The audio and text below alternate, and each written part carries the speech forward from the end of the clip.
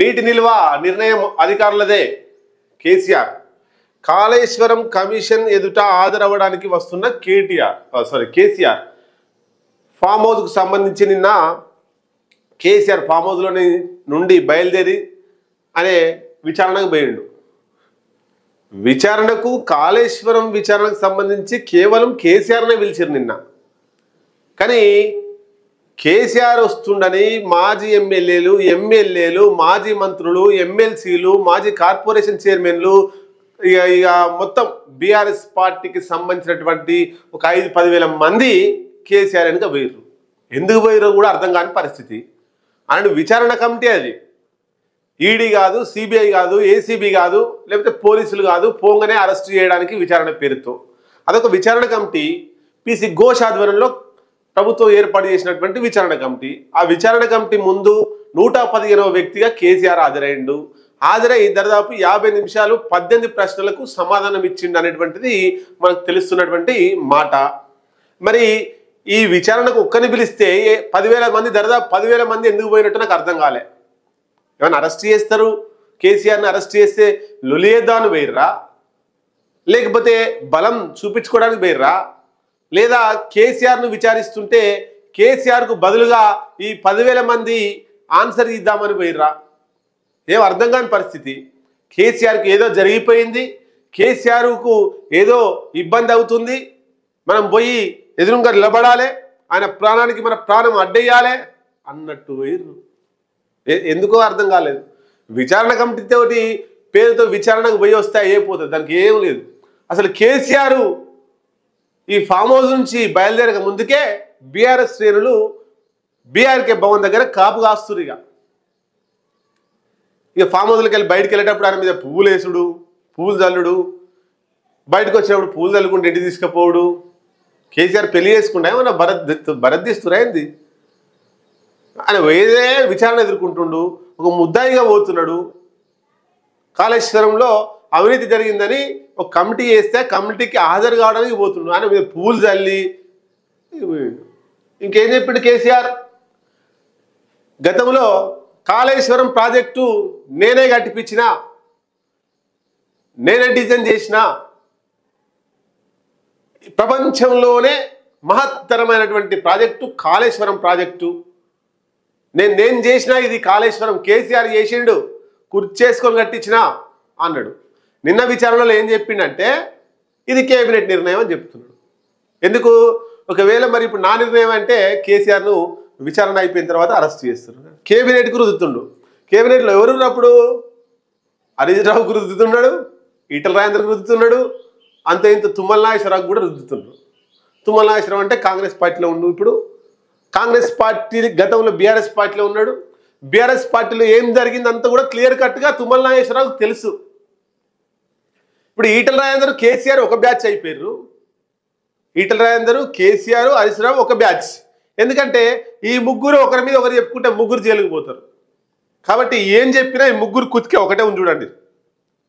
విచారణలో ఈ ఈటల రాజేందర్ చెప్పిన అంశాలే కేసీఆర్ చెప్పిండు, కొత్త ఏం లేవు. ఇక అక్కడ పేపర్ లీక్ అయింది.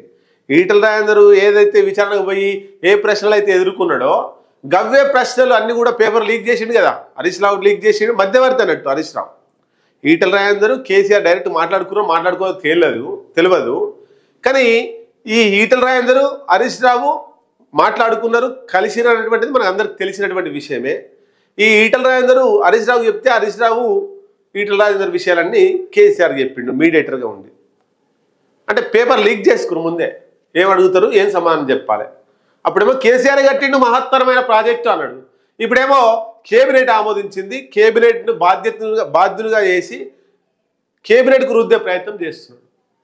అంటే కేసీఆర్ స్కెచ్ ఏంటంటే నాతో పాటు తుమ్మల నాగేశ్వరరావు కూడా ఈ విచారణ పేరు మీద పిలవాలనేటువంటిది ఒక ఇండైరెక్ట్. అంటే అప్పుడు కేబినెట్ ఎవరు ఉన్నారో అందరిని కూడా విచారణకు పిలవాలి. ఒక తుమ్మల నాగేశ్వరరావుకు ఒక్కరికి అంటియడం కోసం, జూపల్లి కృష్ణారావుకు ఒక్కరికి అంటియడం కోసం, జూపల్లి కృష్ణారావు లేనట్టు పాపం అప్పుడు, ఒక తుమ్మల నాగేశ్వరరావుకు అంటియడం కోసమే ఇంకా బీఆర్ఎస్ మంత్రులందరికీ, అప్పుడు ఉన్నటువంటి మంత్రులందరికీ అంటించే ప్రయత్నం చేస్తారు. అప్పుడు ఉన్నటువంటి కేబినెట్కు కేసీఆర్, ఈటల రాజేందర్ కూడా అప్పుడు ఒక మాట, ఇప్పుడు ఒక మాట. ఈ విచారణ కమిటీ ముందు ఒక మాట మాట్లాడిండు, విచారణ కమిటీ బయటకు వచ్చిన తర్వాత ఒక మాట మాట్లాడిండు. విచారణ కమిటీలో కేసీఆర్ ఎక్కడ కూడా ఇబ్బంది పెట్టకుండా కేసీఆర్కు అనుగుణంగా మాట్లాడిండు. బయటకు వచ్చిన తర్వాత బీజేపీలో ప్రజలు తిడతారు కాబట్టి కేసీఆర్కు వ్యతిరేకంగా మాట్లాడిండు. కేసీఆర్ కూడా విచారణ కమిటీ ముందు పోయి బహిరంగ విచారణ వద్దు, నన్ను వ్యక్తిగతంగా విచారణ చేయరు అని చెప్పిండు. ఈ 114 మందిని విచారణ చేశారు కెమెరాలు లేకుండా. కేసీఆర్కు కెమెరాలు పెట్టి చెప్పారు. కెమెరాలు పెట్టి వ్యక్తిగతంగా ముగ్గురే, కేసీఆర్ ఇంకో 2 ఉన్నారు, విచారణ చేశారు. మరి ఆ విచారణ ఎందుకు భయపడేట్టు? బహిరంగ విచారణ తప్పే లేదు కేసీఆర్. బహిరంగ విచారణ కాదు, 1,00,000 మంది ముందు విచారణ చేసినా కూడా తప్పు చేయలేదు కాబట్టి నిక్కచ్చిగా 1 కోటి మంది ఉన్నా కూడా గదే విషయం చెప్పాలి. ఎందుకు భయపడ్డాడు కేసీఆర్? తప్పే చేయలేదు, కాళేశ్వరం పేరిట అవినీతి కాలేదు, మహత్తరమైన ప్రాజెక్ట్ అనుకుందాం అనుకున్నప్పుడు బహిరంగ విచారణ చేస్తేంది, 1,00,000 మంది 1 కోట్ల మంది విచారణ చేస్తేంది, మీడియా ముందు విచారణ చేసినా నువ్వు భయపడాల్సిన అవసరమే ఉంది? కేసీఆర్ ప్లేస్లో నేనే ఉంటే, ఇంకొక వ్యక్తి, నీతిగల వ్యక్తి ఎవరైనా ఉంటే ఏం చెప్పేటాడు తెలుసా? ఎస్, ఒక్క కెమెరా కాదు, మొత్తం మీడియా మొత్తం పెట్టుర్రి, మీడియా ముందు నన్ను విచారణ చేయర్రి, నేను ఆన్సర్ ఇస్తా అని చెప్పేటోడు. కానీ ఇక్కడ బహిరంగ విచారణ వద్దు అనగానే కేసీఆర్ కొంత ఇబ్బంది పడుతున్నట్టే, భయపడుతున్నట్టే మనకు కనబడతా ఉంది. ఒకటి, హెల్త్ సరిగా లేదు కాబట్టి బహిరంగ విచారణ వద్దు అనే విషయం కూడా చెప్పిండట. క్వశ్చన్ వేసేది విచారణ కమిటీ వాళ్ళు వేస్తారు, ఆన్సర్ ఇచ్చేది ఈయనే. బహిరంగంగా అయితేంది, పరోక్షంగా అయితేంది, ప్రత్యక్షంగా అయితేంది, ఎందుకు ఇబ్బంది పడాల్సిందో నాకు అర్థం కావాలి. అంటే ఏమన్నా గుక్క తిప్పుకున్నాడు అనుకోండి, ఆ విచారణలో ఏమన్నా గుక్క తిప్పుకుంటే ఆ వీడియోలన్నీ బయటకు వస్తాయి కాబట్టి ఆ వీడియోలలో ట్రోల్ చేస్తుంటారు. కేసీఆర్ నీళ్ళు నవిలిండు, కేసీఆర్ భయపడ్డాడు, పులి భయపడ్డది అని ట్రోల్ అవుతుంది సోషల్ మీడియాలో. కాబట్టి బహిరంగ విచారణ వద్దు, మీడియా ముందు వద్దు అనేటువంటిది జరుగుతుంది. ఇక్కడ చూద్దాం ఒకసారి. నీటి నిల్వ నిర్ణయం అధికారులదే, అధికారుల మీద తోసేస్తుండు. ఇప్పుడు కట్టింది ఎవరు? కేసీఆర్. నిల్వ నిర్ణయం ఎంతవరకు నీళ్లు నింపాలి, ఎంతవరకు అది ఉంటుంది, ప్రాజెక్టులో నీళ్లు ఎంత మేరకు ఎంత శాతం నింపితే ప్రాజెక్టు ఉంటుంది అనేటువంటిది కట్టేటప్పుడే దానికి ఒక రూపకల్పన చేసి ఉంటారు. మరి ఇప్పుడు అధికారుల మీద నెట్టేస్తారు. అధికారులేమో కేసీఆర్ పేరు చెప్పారు. నిన్న విచారణ ఒక పక్క జరుగుతుంటే ఒక పక్క ఆ కాళేశ్వరం సిబిఐలకు దొరికిండు. అంటే చూడొచ్చు కేసీఆర్కు ఎంత దరిద్రం దాపరించిందో. పంప్ హౌస్ హెడ్కు తాకేంత వరకు నీటిని వారే నిల్వ చేసిర్రు. వారు నిల్వ చేస్తే మరి ముఖ్యమంత్రిగా మీరేం చేసిర్రు? మీ కేబినెట్ ఏం చేసింది? ఎంతవరకు ఉంటుందో కూడా చూసుకోవాలి కదా. నేను ఆదేశాలు ఇవ్వలేదు, మరి ఆదేశాలు ఇవ్వలేనప్పుడు అంతవరకు నీటి నిల్వ చేస్తుంటే ఒక ముఖ్యమంత్రిగా ఎందుకు ప్రశ్నించలేదు? ప్రాజెక్టుల ఆపరేషన్ అంటూ మెయింటెనెన్స్కు రూపాయలు 280 కోట్ల నిధులు విడుదల చేసినట. ఓన్లీ 280 కోట్లు నిధులే విడుదల చేసినట. మరి మిగతాయి వినియోగించే అధికారాలను వారికే ఇచ్చాం. కాళేశ్వరం ప్రాజెక్టు నిర్ణయం క్యాబినెట్దే, క్యాబినెట్ ఇదేనట. అంటే క్యాబినెట్ మీద దోషేసారు. నేను ఒక్కరిని కాదు, ఇక మొత్తం మేమంతా, నేను ఒక్కనే దొంగని కాదు, ఇక మా మంత్రులంతా దొంగలే అని కేసీఆర్ చెప్పకనే చెప్తున్నాడు.